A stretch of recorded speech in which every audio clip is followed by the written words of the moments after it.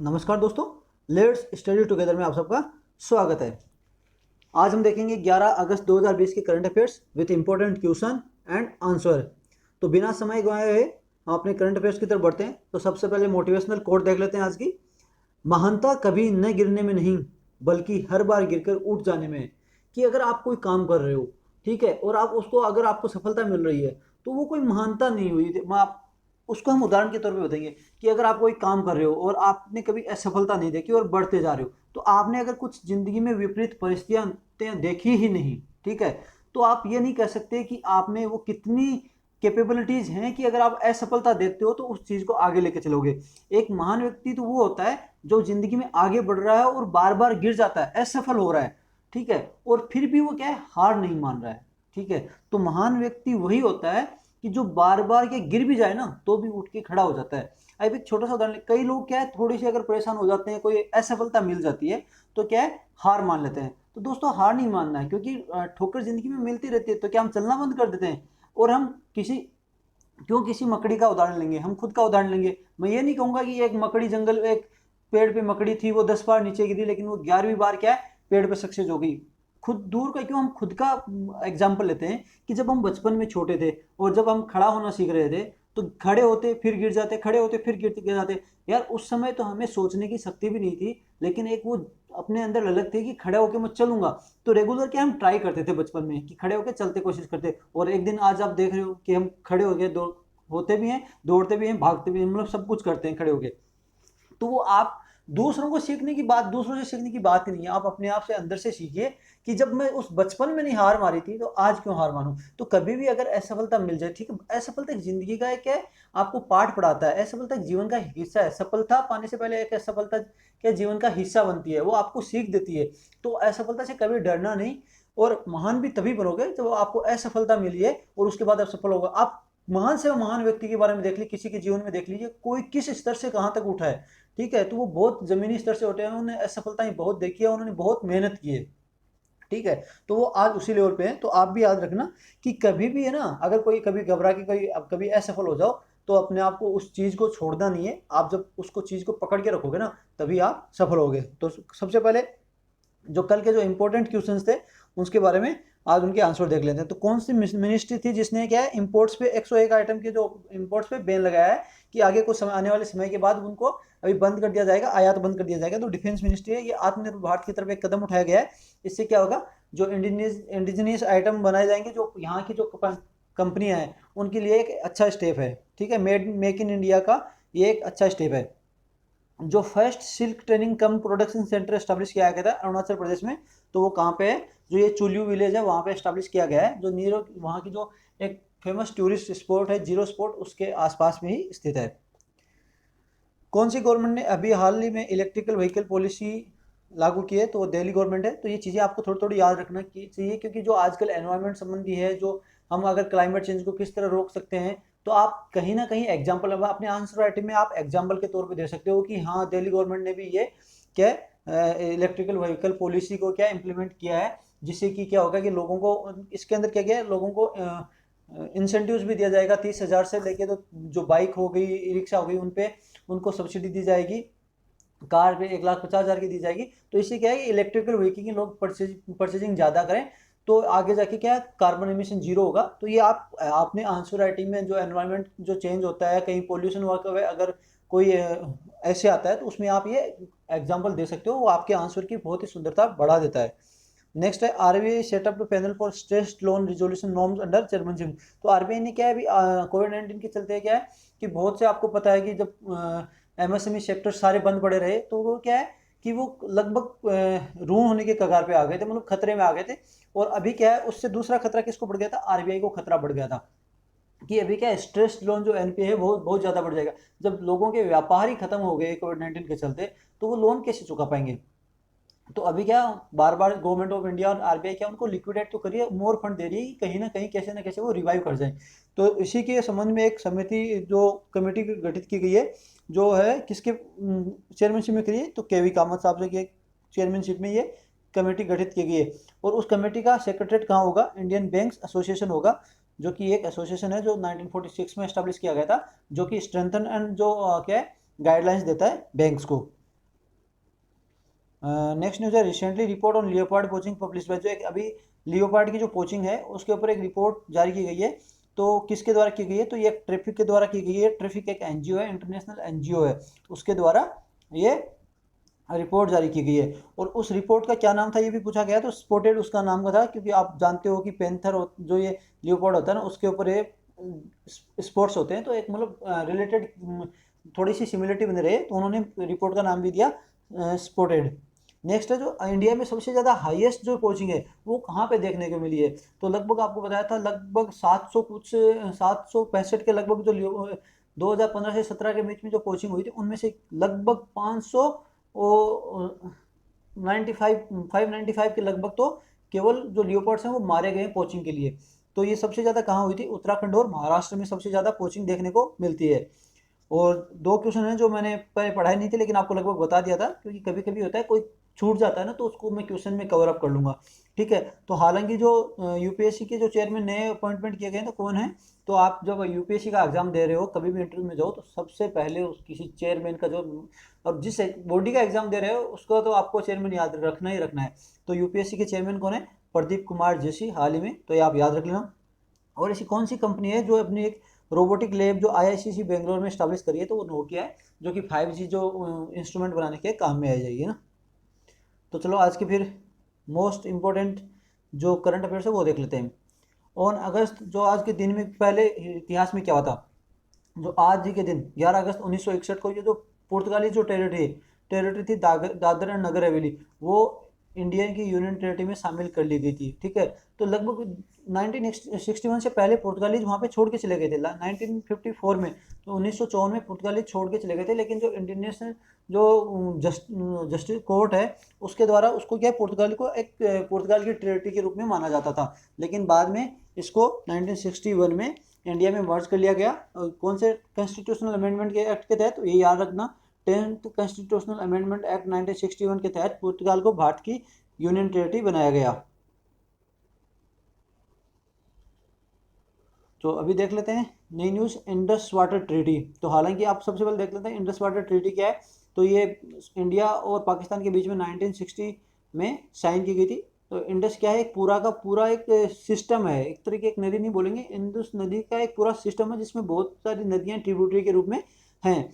तो इसके अंदर ट्रीटी के अंदर क्या है कि जो ईस्टर्न रिवर्स हैं, जो पूर्वी रिवर्स हैं, रावी होगी, जो आप देख लीजिए रावी होगी, एंड व्यास हो गई, ऊपर व्यास हो गई, एंड सतलज हो गया। व्यास आगे जाके सतलज में मिल जाती है। तो इन तीन नदियों का क्या है, इंडिया को ऊपर एक्सक्लूसिव राइट है कि इनका पानी इंडिया ही यूज़ करेगा, किसी भी तरह भी करे। और जो वेस्टर्न रिवर है, जो कि ये झेलम, इंदुस खुद एंड चेनाब, ये तीन रिवर, तो ये याद रख लेना इंडस वाटर सिस्टम में किस कौन सी नदी का है। आप इनको west to east, east to west क्रम में याद रखिए। तो वेस्ट में क्या है, इंदस होगी, फिर झेलम होगी, फिर चेनाब होगी, फिर रावी होगी, फिर ब्यास होगी, एंड फिर सतलज होगी। तो इनका एक क्रम भी याद रख लेना, क्योंकि कई बार यूपीएससी क्रम भी पूछ लेता है कि east to west, west to east arrange करो। तो ये क्रम जो याद रख लेना। जो वेस्टर्न जो नदी है, जो ट्रिब्यूटरीज हैं, झेलम, चेनाब एंड इंदस, इनका क्या है, पाकिस्तान को राइट्स दिया गया है कि यूज़ करें, लेकिन इंडिया को भी इसके सम राइट्स दिए गए हैं। ठीक है, इनके कुछ राइट इंडिया को भी है, जैसे एग्रीकल्चर हो गया, नेविगेशन हो गया, डोमेस्टिक यूज हो गया, एंड लास्ट है unrestricted right to develop hydro power. उस पर कोई रेस्ट्रिक्शन नहीं होगा। जो हाइड्रो पावर प्रोजेक्ट है उस पर कोई रिस्ट्रिक्शन नहीं होगा कि इंडिया उसमें हाइड्रो पावर प्रोजेक्ट लगा सकता है।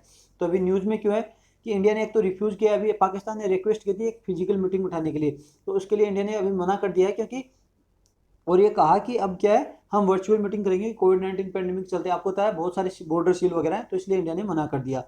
तो अभी इश्यू क्या चल रहा है कि इंडिया एक तो किशनगंगा जो झेलम जो नदी है ना, उस पर किशनगंगा प्रोजेक्ट बना रहा है, और दूसरा राटले हाइड्रो इलेक्ट्रिसिटी प्रोजेक्ट जो चेनाब पे बना रहा है। तो ये याद रखना दोनों कि झेलम पे किशनगंगा है, और राटले हाइड्रो प्रोजेक्ट कहाँ पे है, चेनाब पे, जो जम्मू एंड कश्मीर के एरिया में ये दो इंडिया बना रहा है। तो ये आप याद रखना, दोनों चीज़ें इंपॉर्टेंट क्वेश्चन है। और आपको पता है कि इंडस वाटर ट्रीटी बहुत ज़्यादा न्यूज़ में रहती है इंडिया पाकिस्तान, और जब भी इंडिया पाकिस्तान की टेंशन होती है ना, तो इस जो इंडस वाटर ट्रीटी है इस पर क्वेश्चन आ जाता है। ठीक है, तो वो चीज़ें आप दोनों याद रख लेना। नेक्स्ट है, और इसमें एक क्वेश्चन और था, बता दिया था, सॉरी इसमें आया नहीं है, कि इसमें लिखा हुआ है कि जो इंडस वाटर ट्रीटी के तहत क्या है, आपको हर साल में एक बार क्या है, आपको मीटिंग बिठानी है जो जो कमिश्नर है उनके बीच में इंडिया और पाकिस्तान में, तो एक बार पाकिस्तान में होगी एक बार इंडिया में होगी, ये भी मीटिंग होनी जरूरी है। नेक्स्ट न्यूज है लोक अदालत। Online Lok Adalat recently organised by Delhi state legal service authority. तो अभी क्या ऑनलाइन लोक अदालत, लोक अदालत के बारे में आप जानते हो, बताएंगे आगे। तो ये क्या creative solution for justice delivery. आपको पता है कि कोविड-19 के चलते सब कुछ बंद है, तो क्या बहुत सी चीज़ें ऑलरेडी इंडिया में बहुत सारे केस पेंडिंग है। तो क्या होगा कि अगर ऐसे ही रुके रहे तो केस तो दिन ब दिन, आपको पता है लोग सबसे ज़्यादा आपको जैसे ही कोविड-19 की वजह से लॉकडाउन शुरू हुआ तो फैमिली डिस्प्यूट बहुत ज़्यादा चलने लगी, कोर्टों में फैमिली पुलिस के केस में पहुंचने लग गई। लोग क्या है, जब कुछ नहीं हुआ, जब ये सब कुछ बंद पड़ा रहा ना, तो जाके खेतों में काम करने लगे और वहाँ पे क्या है एक तरह की विरोधाभास पैदा होने लगे, या किसी को क्या जो खेत की जो मेड़ होती है उससे बीच में लड़ाई शुरू होने लगी और वो केस बढ़ने लगे। तो क्या होता है, खाली दिमाग क्या शैतान का घर होता है। तो ये लोग क्या है, जैसे कोविड-19 के चलते लॉकडाउन शुरू हुआ तो उनमें क्या है दूसरी क्या चीज़ें शुरू हो गई है, तो केस आगे बढ़ते जाएंगे। तो क्या किया कि अगर लॉकडाउन के चलते हुए भी हम ऑनलाइन अगर किसी चीज़ का आर्बिट्रेशन के तहत एक दूसरे मध्यस्थता के बीच में अगर कोई केस सोल्व कर सकते हैं, तो इससे जो आगे जाने के बाद लॉकडाउन खुलने के बाद क्या अदालतों पे थोड़ा लोड कम हो जाएगा। ऑलरेडी बहुत ज़्यादा लोड है। तो इससे पहले दिल्ली से पहले क्या मध्य प्रदेश, छत्तीसगढ़, कर्नाटका ऑलरेडी लोक अदालत हेल्ड कर सके, और ये आप जानते हो कि बहुत ही अच्छा एक मीडियम भी है जो ई गवर्नेंस का हो गया उसकी तरफ से। तो लोक अदालत है जो one alternative dispute redressal mechanism where dispute and case pending in the court of law and pre litigation state. तो आपको पता है कि अगर एक तो कोई भी जो केस पेंडिंग है, कोर्ट में कोई केस पेंडिंग है, उसको भी लोक अदालत में ले जाया जा सकता है। कि अगर सुनवाई शुरू नहीं हुई है तो उसको उसमें हम लोक अदालत में ले जाया जा सकता है, और उसमें क्या होगा कि आप एक दूसरे के आप दोनों सामने बैठ गए, इसमें कोई वकील की जरूरत नहीं है, खर्चा भी नहीं लगता कोई भी आपको। सबसे बड़ी चीज़ है कि इसमें कोई खर्चा नहीं लगता है। एक तो जो जज होता है वो डायरेक्ट वहाँ पे बैठते हैं जो, और दूसरे क्या है जो सामने वाला दो जिनके बीच में लड़ाई चल रही है वो दोनों सामने बैठेंगे, उनको आमने सामने बैठाएंगे और उनकी बातचीत से सुलह करके मध्यस्थता का ये होगा कि आपस में जब दोनों बात मान जाए, कुछ ले दे के आपस में, उसमें क्या लेने देने का कोई बात नहीं, लेकिन आपस में मान जाए कि हाँ भाई ऐसी बात है कि आप ये रखो और हम ऐसे मान जाते हैं। तो ये एक आर्बिट्रेशन का मीडियम होता है। तो अगर तो फिर क्या कोर्ट पे इसमें बर्डन नहीं होगा। तो जब मध्यस्थता के रास्ते से ही जब कोर्ट का ये डिसीजन क्या है पूरा हो जाता है, तो बार बार हमें वकील के पैसे लगाने में, बार बार कोर्ट के चक्कर लगाने में नहीं होगा। तो इसमें एक और इम्पोर्टेंट चीज़ है, अगर आप मध्यस्थ आपका अगर लोक अदालत में केस अगर सोल्व हो जाता है तो बाद में उसको सुप्रीम कोर्ट भी नहीं क्या छेड़ सकता है, ठीक है। तो ये क्योंकि ये आपकी रजामंदी से कोर्ट में जो लोक अदालत में वो कोई भी केस है वो आगे फॉरवर्ड होता है और आपकी रजामंदी से ही वो केस मतलब पूरा होता है। इसके बाद क्या है कि जो ये लोक अदालत है इनको एक स्टैट्यूटरी स्टेटस भी दिया गया था, मतलब पार्लियामेंट के द्वारा स्टैट्यूट संविधान एक वो दे दिया गया था। और क्या लीगल सर्विसेज अथॉरिटी एक्ट 1987 के तहत इसको जो ये एक्ट था इसके तहत इसको स्टैट्यूटरी एक संसदीय स्टेटस दे दिया गया था। ये चीज़ें आप थोड़ी सी याद रख लेना। और लोक अदालत जो कंप्लीट जस्टिस प्रोवाइड करने में भी एक तरह का मतलब बहुत ही अच्छा मीडियम है। जब आप दो बंदे होते हैं जो आपस में रजामंदी से बातें मान जाती हैं तो उससे अच्छी कोई बात ही नहीं है। नेक्स्ट न्यूज़ है एनविस्टेट्स इंडिया रिपोर्ट। जो अभी की एनविस्टेट्स इंडिया, रियली सॉरी कि इंडिया का आई छोटा हो गया, क्योंकि ये छोटी छोटी चीज़ें ना बहुत इंपॉर्टेंट हो जाती है। तो हमें पता है एक देश का जो अक्सर कैपिटल होता है, तो ये मेरी गलती है, मैं मानता हूँ। तो ये रिपोर्ट रिलीज की गई है नेशनल स्टैटिस्टिक्स ऑफिस के द्वारा। तो इस रिपोर्ट में क्या बताया गया, report says the number of heat waves days in 2019 increase of 82.6, मतलब 82.6% में जो हीट वेव्स डे होते हैं ना वो 2019 में बहुत ज़्यादा बढ़ गए हैं। लगभग 157 दिन थे हीट वेव्स में। अब हीट वेव का अचानक टेम्परेचर का बढ़ जाना उसको हीट वेव बोला जाता है।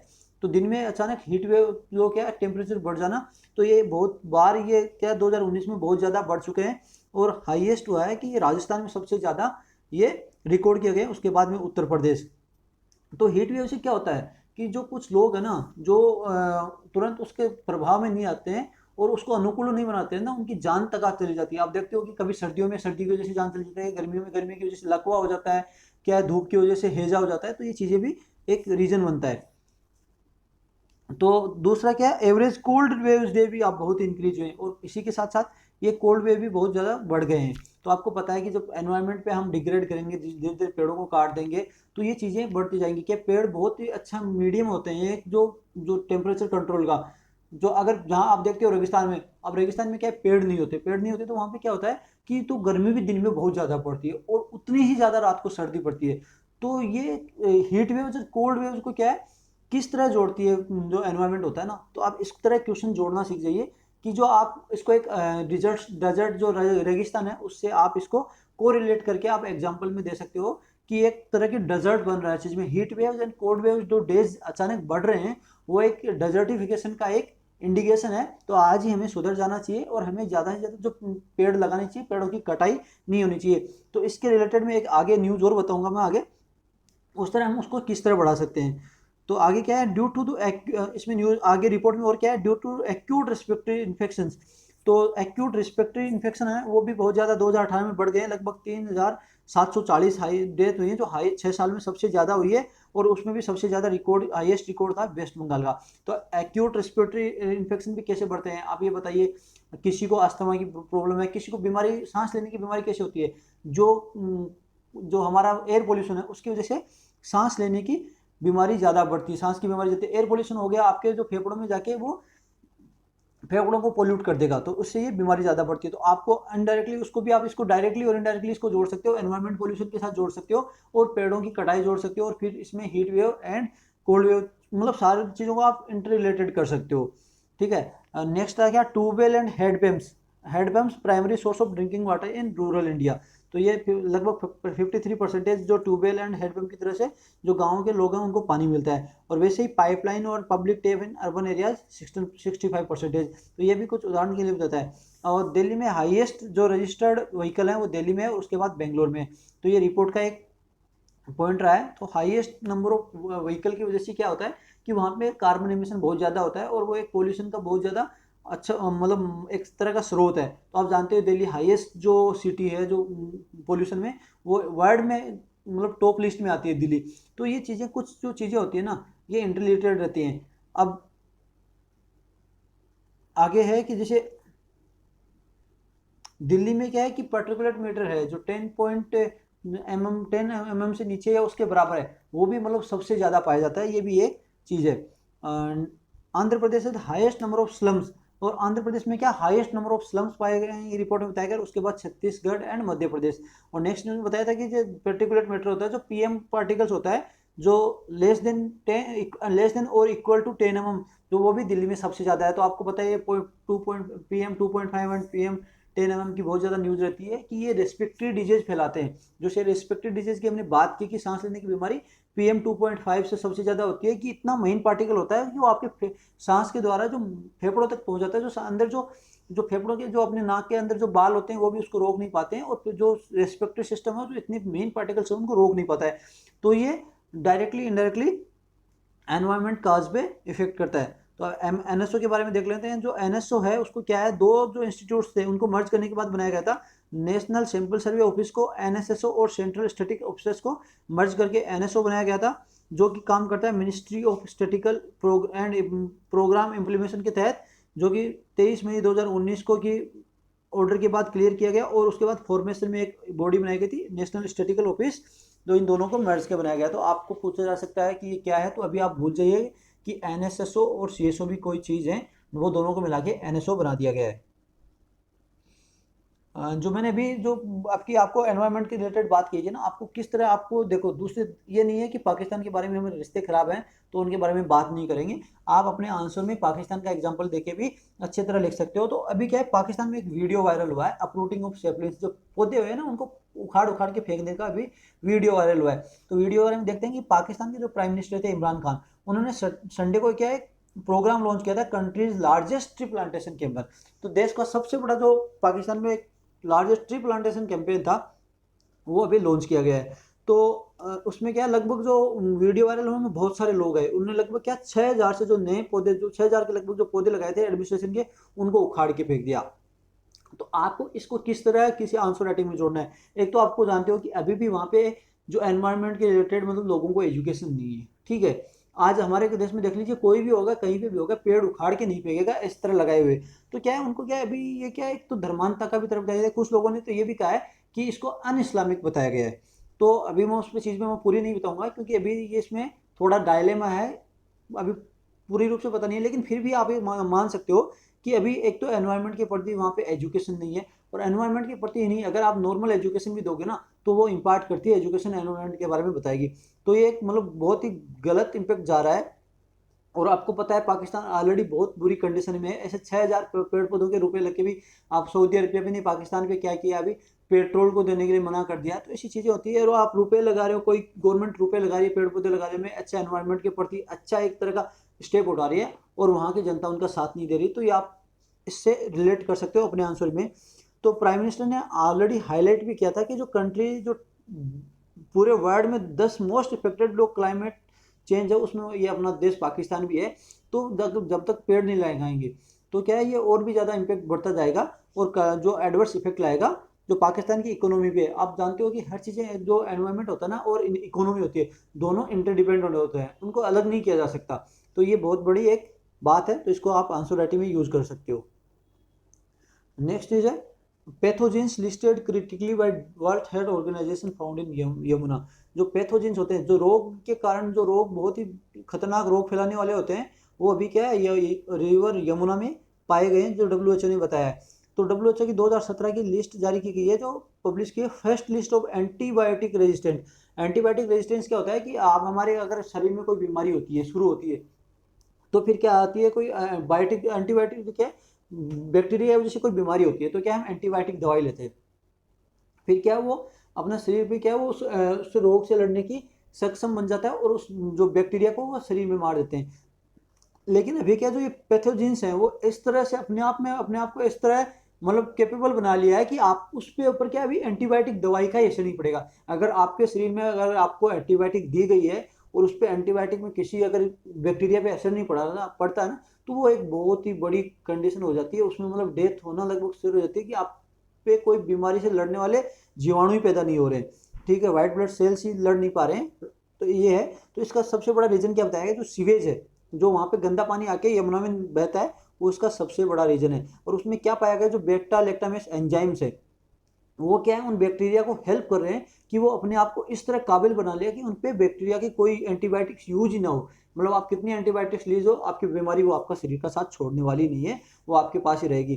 तो आप अगली बार यमुना में जब ना हो तो सोच समझ के ना आना। और ये हालांकि डायरेक्टली बता रहा हूँ कि ये रिलेटेड हमारा ये है कि हम फैक्ट्रियों का जो निकलने वाला हो गया, सीवेज से निकलने वाला पानी है, उसको एंटीडेड ही डायरेक्ट यमुना में बहा देते हैं। अब रीजन क्या है कि आप ट्रीटमेंट प्लांट बुलाओगे तो उसमें बहुत ज़्यादा रुपये लगता है, और इसको क्या है, नदियों में पानी बहाने देना एक लोगों को सस्ता साधन लगता है, और क्या है वो पानी जाके समुद्र में मिल जाएगा।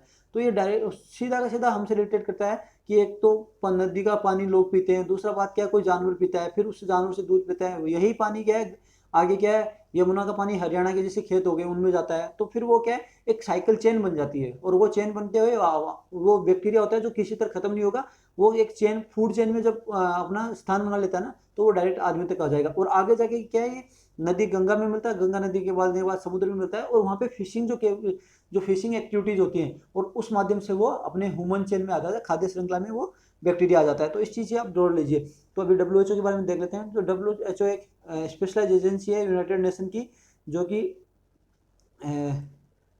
इसके जो इसका पेरेंट ऑर्गेनाइजेशन है United nation economic and social council. जो यूनाइटेड नेशन का जो एक ऑर्गेनाइजेशन है United nation economic and social council, उसी का एक ये भाग है वर्ल्ड हेल्थ ऑर्गेनाइजेशन, जिसका हेडक्वार्टर है जिनेवा स्विट्जरलैंड में, और जो फाउंड किया गया था 7 अप्रैल 1948 में। तो ये आपको एक ऊपर के नीचे है, तो ये चीज़ें याद रख लेना, इसका हेडक्वार्टर कहाँ है, किसका पेरेंट ऑर्गेनाइजेशन क्या है, किसका एक भाग है। नेक्स्ट न्यूज़ है 77 new species in butterfly found in Maharashtra. तो ये बटरफ्लाई के जो नई स्पीसीज हैं वो महाराष्ट्र में फाउंड की गई हैं।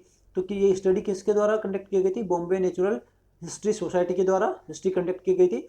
तो इसमें थोड़ा इंपॉर्टेंट नीचे ये नहीं है तो ये बन जाता है, क्योंकि 77 स्पीसीज है, उनके नाम तो एग्जाम में कोई पूछेगा नहीं, लेकिन इंपॉर्टेंट कहाँ बन जाता है कि ये कहाँ पाई गई हैं। तो ये found on ecological sensitive forest of Matheran hills in Mumbai. जो माथेरन हिल्स है वहाँ पे ये 77 स्पीसीज अभी मिली हैं। तो दूसरा माथेरन हिल्स क्या है, कौन से टाइप की रोग है, ये जो डेक्कन ट्रैप का जो कंपोज है, वैसे मतलब ये डेक्कन ट्रैप कैसे बना था, जो लावा है उससे निकल के डेक्कन ट्रैप बना था, तो उसी टाइप की ये डेक्कन जो माथेरन हिल्स बनी हुई है। तो इम्पोर्टेंट न्यूज़ है कि माथेरन हिल्स कहाँ पे स्थित है, तो आप याद रख लेना कि ये मुंबई में स्थित है। और दूसरी मुंबई के बराबर महाराष्ट्र में जब मुंबई शहर है, आप ये भी याद रख लेना, जैसे ये अपना कोस्टल एरिया हो गया और ये महाराष्ट्र हो गया, ठीक है। तो ये मुंबई है और इसके जस्ट बराबर में यहाँ पे माथेरान हिल्स है। मैं मैप पे बता देता हूँ, मैप मुझे मिला नहीं फिर भी बता देता हूँ। जैसे मुंबई के जस्ट बराबर में माथेरान हिल है, तो ये एक टूरिस्ट स्पॉट भी है। तो आपसे पूछा जा सकता है कि एग्जाम में माथेरान हिल्स कहाँ लोकेटेड है, वहाँ पे जो अभी 70 किस टाइम किस लिए न्यूज़ में था, तो वहाँ पे नई स्पेसीज बटरफ्लाइज फाइंड की गई है और ये महाराष्ट्र में मुंबई के बराबर में स्थित है।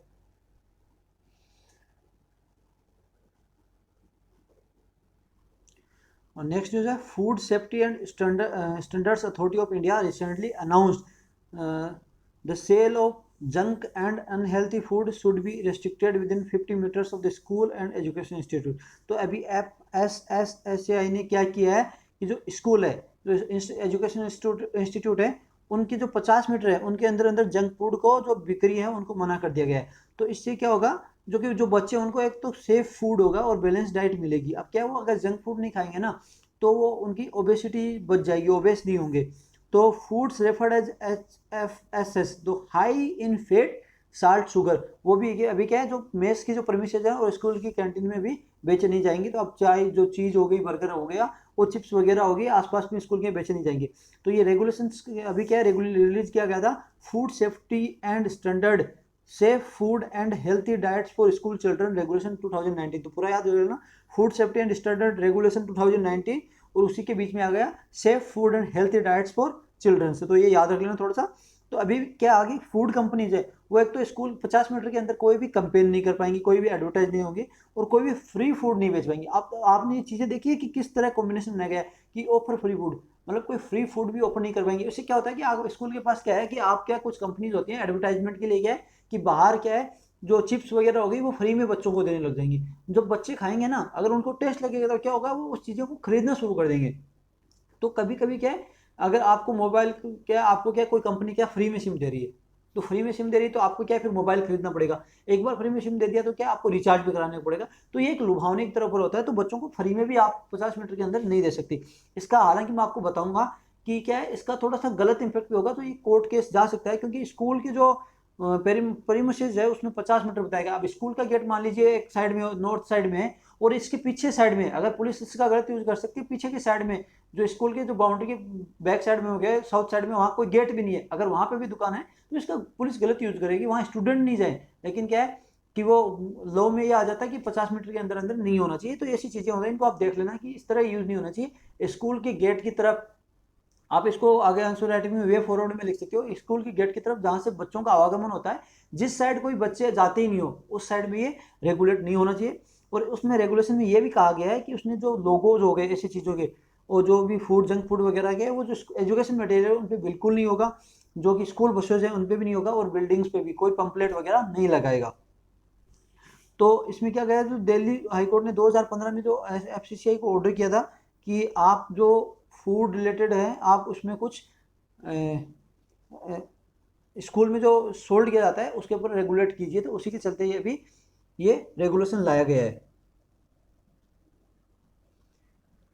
तो India is the second number of obese children among the 195 countries according to WHO। तो WHO ने बताया कि जो पूरे वर्ल्ड में जो सेकंड नंबर पे भारत है जिसमें ओबेस बच्चे, ओबेस बच्चे जानते हो कि जिनकी एज और हाइट दोनों के हिसाब से उनका वजन बहुत ज़्यादा हो जाना।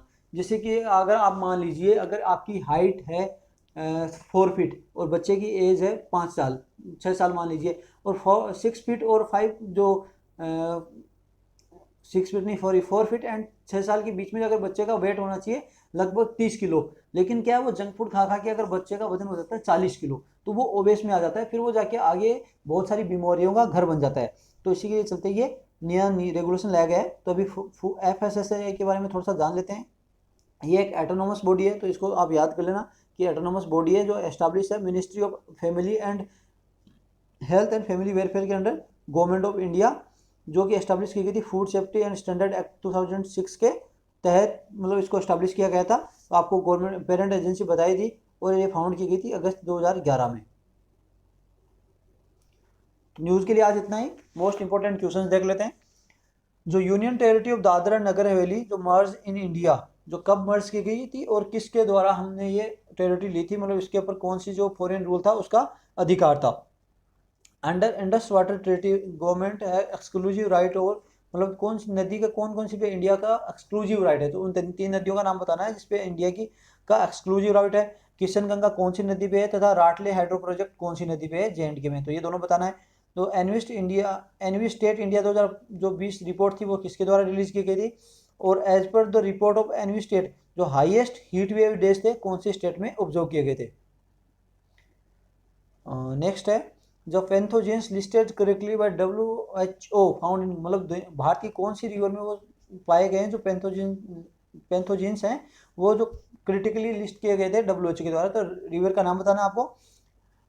वर्ल्ड वेल्थ हेल्थ ऑर्गेनाइजेशन का आपको, इसमें तो यार मैंने आंसर दे ही दिया, ठीक है कि ये ऑर्गेनाइजेशन का हेडक्वार्टर कहाँ है, तो मैंने लिख दिया है, गलती होगी मेरी।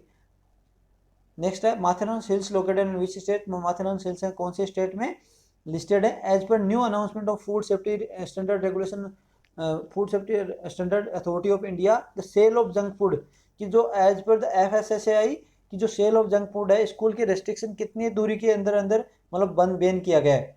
और दूसरा है food safety and standard authority of India, मतलब किस टाइप की बॉडी है और किसके अंडर ये आती है, इसका जुरिडिक्शन किसके अंडर है। तो आज की न्यूज़ के लिए इतना ही। आप न्यूज़ का PDF और डाउनलोड कर सकते हो skvincent.blogspot.com से।